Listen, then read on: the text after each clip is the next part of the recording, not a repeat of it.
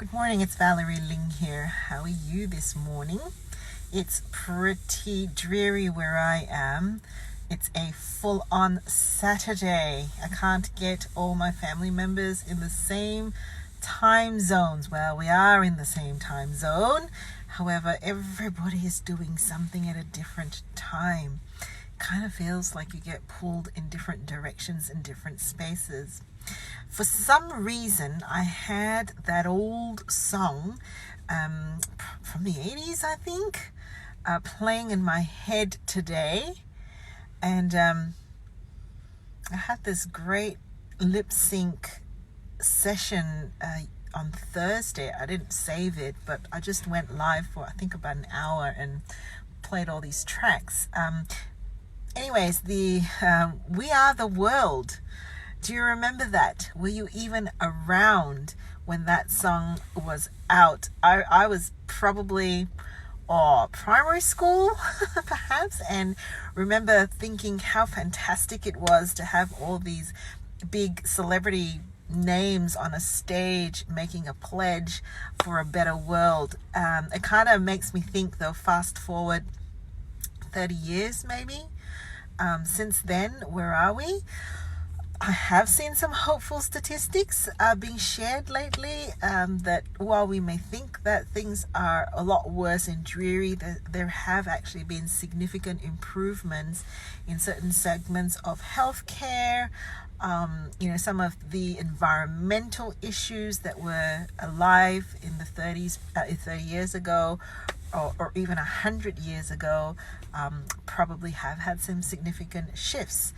And that song's been playing in my head because I've been interacting, I suppose, this morning with some young people who are very determined to make a difference in the world and in the environment. I also happened to catch a TED Talk given by a young person, basically imploring us, this generation, to make a better day, I suppose, for not just her, but for her children, her grandchildren, and her grandchildren to come. And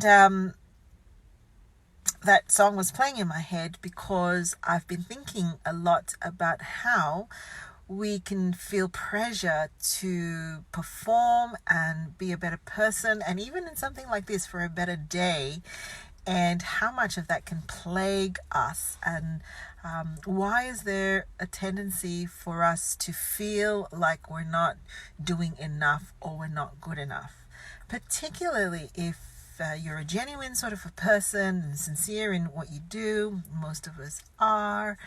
And yet, just showing up, turning up, living our lives with the values that we have can make us question whether we're doing enough. Do you ever feel like that? Do you ever wonder whether you're doing it enough?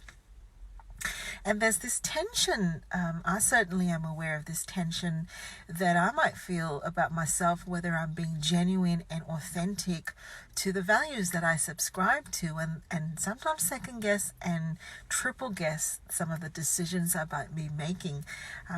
And it doesn't matter what sort of a decision I might be making. It might be about whether I'm going to say yes to a particular event, whether I'm going to buy a particular brand, whether I'm going to shop at the supermarket, or whether I'm going to shop at the local grocers.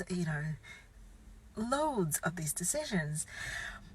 And I wonder whether that's part and parcel of now living in an environment where you get to watch videos like this, other people sharing their thoughts and their opinions, and lots of opinion pieces. Have you noticed? I don't know what your feed is like.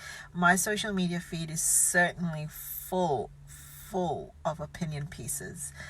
Some of them, most of them, very, very helpful. However, a lot of the times I'm kind of just torn between perspectives and feeling like I'm being ingenuous. That's a word, isn't it? Not genuine. If I don't stop and attend and think about it. What if, however, for a couple of moments in our day, we sit still and we allow ourselves to just integrate, just integrate. What I mean by that is allow ourselves to listen to just one voice